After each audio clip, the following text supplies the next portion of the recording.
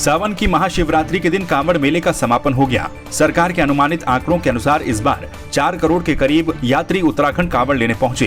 कांवड़ियों की तादाद को देखते हुए उत्तराखंड पुलिस ने पूरी व्यवस्थाएं की हुई थी। सुरक्षा के दृष्टिगत 10,000 से भी ज्यादा पुलिसकर्मी तैनात रहे। इस बार खास बात ये रही कि कांवड़ के भेष में ही पुलिसकर्मी कई जगहों पर कांवड़ मेले में ड्यूटी पर तैनात रहे। डीआईजी गढ़वाल KS नगन्याल के अनुसार उत्तराखंड पहुंच चुके कांवड़ियों का आंकड़ा 4 करोड़ को भी पार कर गया। डीआईजी ने बताया कि इस बार जिस तरह से गृह मंत्रालय ने अलर्ट किया था, उसके मद्देनजर पूरी फोर्स, सेना और खुफिया एजेंसियां लगातार सक्रिय रहीं और किसी भी प्रकार का व्यवधान कांवड़ मेले में उत्पन्न नहीं हो पाया। जैसा कि अनुमान था पूर्व से ही कि जो कांवड़ श्रद्धालु है बढ़ चढ़ के आएंगे और उसी आशा के अनुरूप जो हमने व्यवस्था की गई थी हमारे द्वारा, पुलिस और प्रशासन के द्वारा, उसी के अनुरूप कल तक की जो फिगर है 3,58,70,000 की है, जबकि आज फिर ये बढ़ गया है 3,88,70,000 का अभी सुबह तक का फिगर है आज के दिन का।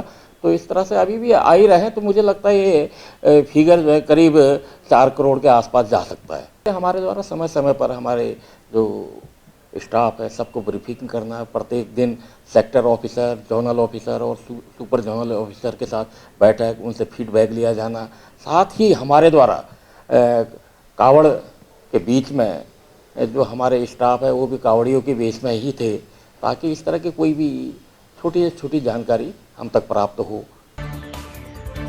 कारगिल विजय दिवस के मौके पर देहरादून के गांधी पार्क स्थित शहीद स्मारक पर सैनिक कल्याण विभाग की ओर से कार्यक्रम आयोजित किया गया। इस कार्यक्रम में बतौर मुख्य अतिथि मुख्यमंत्री पुष्कर सिंह धामी मौजूद रहे। कारगिल युद्ध में उत्तराखंड के 75 रणबांकुरों ने सर्वोच्च बलिदान दिया था। इस मौके पर उत्तराखंड के 36 शहीद परिवारों और कारगिल पदक प्राप्त विजेताओं को सीएम धामी ने सम्मानित किया। सीएम धामी ने कहा कि उत्तराखंड के वीरों का देश के लिए शहादत में बड़ा योगदान रहा है, इसीलिए इसे वीरों की भूमि कहा जाता है।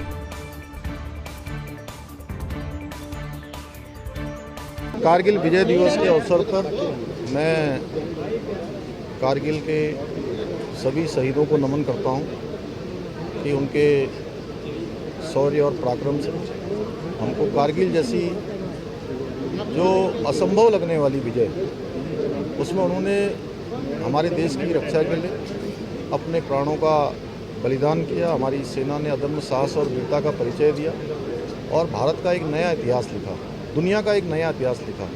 हम उन सभी को नमन करते हैं। उत्तराखंड के भी, उत्तराखंड जहां हमारी वीर भूमि है, हमारी सैनिक भूमि है, इस भूमि से भी 75 रणबांकुरों ने, 75 वीरों ने अपने प्राणों का बलिदान दिया। आज हम उन सभी को नमन करते हैं, उनके वीरांगनाओं को, उनके पारिवारिक जनों को।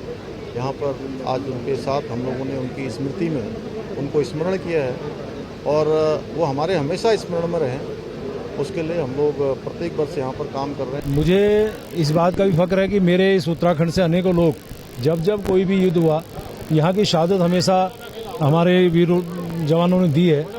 आज मैं उन तमाम शहीदों को नमन कर रहा हूँ और माननीय मुख्यमंत्री ने जिस प्रकार से इस सैन्य पृष्ठभूमि के होने के बाद हमारे सैनिकों के लिए, हमारे पूर्व सैनिकों के लिए जो एक सौगात दी है, मैं उनका धन्यवाद कर रहा हूँ। नेशनल हेराल्ड से जुड़े कथित मनी लॉन्ड्रिंग के मामले को लेकर कांग्रेस अध्यक्ष सोनिया गांधी को दूसरे दौर की पूछताछ के लिए ईडी ने बुलाया। इसको लेकर कांग्रेस ने देश भर में प्रदर्शन किया। देहरादून में भी कांग्रेस प्रदेश अध्यक्ष करण माहरा के नेतृत्व में कांग्रेस कार्यकर्ताओं ने सत्याग्रह किया और केंद्र सरकार पर जमकर आक्रोश व्यक्त किया। करण माहरा ने कहा कि सत्याग्रह करने का उद्देश्य ये नहीं है कि हम प्रवर्तन निदेशालय की कार्यवाही में बाधा उत्पन्न करें, बल्कि भारत की जनता को जागरूक करना है कि केंद्र सरकार कैसे संवैधानिक संस्थाओं का दुरुपयोग करते हुए विपक्ष की आवाज को कुचलना चाहती है। नेशनल हेराल्ड केस में कांग्रेस को क्लीन चिट एक बार मिल चुकी थी। एक विवादित अधिकारी के द्वारा उसको पुनर्जीवित किया गया और वो अधिकारी जो अपनी सर्विस पूरी होने के पहले ही इस्तीफा देकर आज यूपी में भारतीय जनता पार्टी का विधायक भी है। तो ये अपने आप में संकेत है कि भारतीय जनता पार्टी गलत तरीके से ईडी और सीबीआई का इस्तेमाल कर रही है ताकि वो विपक्ष की आवाज़ को दबा सके। कांग्रेस के लोग ईडी के दुरुपयोग के परिप्रेक्ष्य में सत्याग्रह करने का काम कर रहे हैं। हमारी नेता सोनिया गांधी जी को जिस तरीके से ईडी के माध्यम से प्रताड़ित करने का कार्य किया जा रहा है, उसके विरोध में ये सत्याग्रह है। पौड़ी जिले के मैठाना घाट बाजार में गुलदार दिखने से हड़कंप मच गया। गुलदार ने पूरे बाजार में जमकर आतंक मचाया। स्थानीय व्यापारी मनवीर सिंह का कहना है कि गुलदार के कारण बाजार को बंद कर दिया गया। गुलदार ने सुबह 2 लोगों को ग्वीन गांव के पास घायल भी कर दिया। जानकारी के अनुसार गुलदार ने बाद में इधर उधर भटकने के बाद अपना दम तोड़ दिया।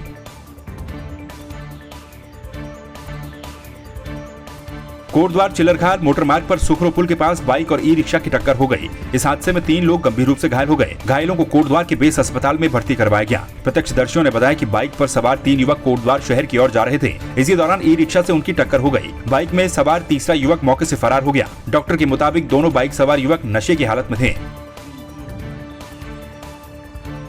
एक्सीडेंट रहा है, 2 बाइक थी, 2 बाइक का आपस में कॉलिजन हुआ है। इसमें 2 बंदे थे, जो 2 लोग थे वो थोड़ा शायद पीए में थे और दूसरा जो तीसरा था वो साइड चल रहा था। तो ओवर स्पीड के चक्कर में ये एक्सीडेंट हुआ है। तीनों को काफ़ी गंभीर चोट आई है और हड्डी वाले डॉक्टर को भी दिखा दिया है और एक्सरे किया जा रहा है। अभी अंडर ट्रीटमेंट है बट लेकिन काफ़ी सीरियस है मामला। अभी यहाँ से देखेंगे, पहले एक्सरे रिपोर्ट आएगी, उसके हिसाब से इलाज करेंगे। जितना अगर ज़्यादा बहुत गंभीर होगा तब आप रेफर करेंगे, नहीं तो यहाँ से जितना इलाज हो सकता है वो यहाँ पे करेंगे। टिहरी जिले में कारगिल विजय दिवस को शौर्य दिवस के रूप में धूमधाम के साथ मनाया गया। जगह जगह पर स्कूली बच्चों के द्वारा प्रभात फेरियां निकालकर देशभक्ति के गीतों के साथ शहीदों को श्रद्धांजलि दी गई। शौर्य दिवस के अवसर पर जिला मुख्यालय टिहरी गढ़वाल के पौराड़ी स्थित नवनिर्मित युद्ध स्मारक में शहीद सैनिकों को श्रद्धांजलि अर्पण कार्यक्रम का आयोजन किया गया। कार्यक्रम में मुख्य अतिथि टिहरी विधायक किशोर उपाध्याय एवं जिलाधिकारी डॉक्टर सौरभ गहरवार, अध्यक्ष जिला पंचायत टिहरी गढ़वाल सोना सजवान और अन्य अधिकारी भी मौजूद रहे। टिहरी में मुख्य सूचना आयुक्त अनिल चंद्र पुनेठा के द्वारा सूचना अधिकार अधिनियम के अंतर्गत आयोग में प्राप्त द्वितीय अपीलों की सुनवाई की गई। मुख्य सूचना आयुक्त के द्वारा कलेक्ट्रेट कोर्ट सभागार में 10 द्वितीय अपीलों की शिकायतों पर सुनवाई की गई, जिससे अपीलार्थी काफी खुश नजर आए। 100 केसेस हुए, 100 से कमी हुई। तो यहाँ पे इसका जो 100 केसेज मतलब है कि आयोग में सेकंड अपील। इसका मतलब ये नहीं है कि यहाँ पे आरटीआई के तहत सूचना नहीं मांगी जा रही है। आरटीआई के तहत यहाँ पे सूचना मांगी जा रही है और अगर कम अपीलें आ रही हैं आयोग में तो इसका मतलब है कि अधिकारी यहाँ पे सूचना दे रहे हैं और उससे लोग संतुष्ट हैं। वैसे मैं आपको बताऊं कि पूरे स्टेट लेवल में भी 90% लोग जो है वो जो पब्लिक इंफॉर्मेशन ऑफिसर लोक सूचना अधिकारी जब सूचना देते हैं तो लगभग 90% केसेस में प्रथम अपील नहीं जाती है। तो इसका मतलब है कि 90% केसेस में लोक सूचना अधिकारी द्वारा जो सूचना दी जा रही है उससे लोग संतुष्ट हैं। लगभग 10% केसेस में फर्स्ट अपीलेट अधिकारियों के पास वो जाते हैं और वहाँ से भी लगभग 6% केसेस में 6% केसेस में वो संतुष्ट हैं। सिर्फ 4% केसेस में हमारे पास जो है वो सेकंड अपील में आयोग में आते हैं। हरिद्वार में शिवरात्रि के पर्व पर प्रजापति मंदिर में शिव भक्तों का तांता लगा रहा। हरिद्वार से करीब इस बार 4 करोड़ कांवड़िए जल लेकर निकल चुके हैं। पुलिस प्रशासन ने सुरक्षा के भी पुख्ता इंतजाम किए थे, तो वहीं मंदिर प्रबंधन कमेटी ने भी श्रद्धालुओं की सुविधा के लिए सभी व्यवस्थाएं की थी। कृष्ण पक्ष की त्रोची तिथि को शिवरात्रि कहा जाता है। वर्ष भर में एक बार फाल्गुन मास की जो शिवरात्रि उसको महाशिवरात्रि कहा जाएगा। उत्तर भारत में श्रावण में जो त्रोची आती है उसको भी बड़ा शिवरात्रि का पर्व मनाया जाता है। और भगवान विष्णु के शयन के उपरांत शुक्ल पक्ष की एकादशी आषाढ़ में जब आती है, देवशयनी एकादशी जिसे कहते हैं, उसके बाद संपूर्ण ब्रह्मांड का जो शासन व्यवस्था है, संचालन की जो व्यवस्था है वो भगवान शिव के हाथों में रहती है। और गुरु पूर्णिमा से लेकर जन्माष्टमी तक भगवान शिव कैलाश का परित्याग करके दक्षेश्वर महादेव कनखल हरिद्वार में निवास करते हैं। और आज चूँकि जो लोग भगवान शिव के प्रति श्रद्धा रखते हैं वो गंगाजल से भगवान शिव का अभिषेक करते हैं। तो यही एक ऐसा दिन है जिसमें 24 घंटे भगवान का जल अभिषेक होता है, दिन और रात्रि में। श्रावण मास चल रहा है और आज श्रावण मास की शिवरात्रि है और यहाँ पर सभी बहुत दूर दूर से दर्शन करने के लिए आते हैं। ये शंकर जी के ससुराल है, दक्ष मंदिर, दक्ष प्रजापति महादेव का मंदिर है और आज शिवरात्रि के दिन यहाँ पर सब जल चढ़ाते हैं। मान्यता ये है कि भाई दूर दूर से दर्शन करने पर अपनी मनोकामनाओं की पूर्ति होती है। और सावन मास की महत्ता अपनी अलग ही है कि महादेव माना जाता है कि पूरे महीने जो है यहाँ पर विराजमान रहते हैं। नशे के खिलाफ नैनीताल पुलिस ने बड़ी कार्रवाई की है। एसएसपी पंकज भट्ट ने बताया कि लाल कुआं के पास चेकिंग के दौरान 607 ग्राम स्मैक के साथ 2 तस्करों को गिरफ्तार किया गया। पकड़े गए तस्कर बरेली जिले के शीशगढ़ के रहने वाले हैं, जो कि लंबे समय से स्मैक की तस्करी कर रहे थे। पकड़ी गई स्मैक की कीमत 60 लाख से अधिक बताई जा रही है। सुभाष नगर बैरियर के पास कल चेकिंग के दौरान, उससे 50 मीटर आगे चेकिंग के दौरान आपका DL नंबर की स्कूटी को रोका गया। उसमें 2 लोग साजिद और दिलशाद थे। ये शीशगढ़ बरेली के रहने वाले हैं। इनसे टोटल 607 ग्राम स्मैक बरामद हुई है। इसमें खास बात यह है कि ये दोनों खुद स्मैक बनाते हैं और उसके बाद ये बेचते हैं। इनका कार्यक्षेत्र उधम सिंह नगर, बरेली, पीलीभीत और आपका नैनीताल डिस्ट्रिक्ट रहा है। इसमें महत्वपूर्ण चीज़ ये है कि जो साजिद है, पूर्व में 2021 में न्यूरिया थाने से जेल जा चुका है और इनकी क्रिमिनल इतिहास अभी हम लोग आगे ढूंढ रहे हैं। मेरी तरफ से इसमें सराहनीय कार्य के लिए 20,000 रुपये के और DIG साहब की तरफ से 30,000 रुपये के नगद इनाम की घोषणा की गई। सोनिया गांधी से ईडी की पूछताछ के विरोध में रुद्रपुर स्थित अंबेडकर पार्क में जिला कांग्रेस कमेटी की ओर से मौन धरना प्रदर्शन कार्यक्रम का आयोजन किया गया। इस कार्यक्रम में नेता प्रतिपक्ष यशपाल आर्य, उप नेता प्रतिपक्ष भुवन कापड़ी समेत उत्तराखंड कांग्रेस के विधायक और कार्यकर्ता शामिल हुए। नेता प्रतिपक्ष यशपाल आर्य ने आरोप लगाया कि केंद्र की बीजेपी सरकार बदले की भावना से विपक्ष के नेताओं के खिलाफ जानबूझकर कार्रवाई कर रही है। इस तरह से संवैधानिक संस्थाओं का दुरुपयोग केंद्र सरकार बदले की भावना से संवैधानिक संस्थाओं के जरिए कर रही है और हमारे नेता हैं, हमारे राष्ट्रीय कांग्रेस की अध्यक्ष श्रीमती सोनिया गांधी जी के खिलाफ और आदरणीय राहुल गांधी जी के खिलाफ लगातार एक साजिश के तहत, एक षड्यंत्र के तहत बेबुनियाद आरोप लगाकर, निराधार आरोप लगाकर, जिसमें कहीं सच्चाई नहीं है, जो सत्य से परे हैं, मिथ्या आरोप हैं, उसके जरिए कांग्रेस को बदनाम करना चाहते हैं। हमारे नेताओं पर झूठे आरोप लगाए जा रहे हैं। सरकारी संस्था है, संवैधानिक संस्था है हमारी, उसका दुरुपयोग जो है ये भारतीय जनता पार्टी कर रही है और हमारे माननीय सोनिया गांधी एवं राहुल गांधी जी के ऊपर ये ईडी जांच बैठा रही है, जो बिल्कुल गलत है।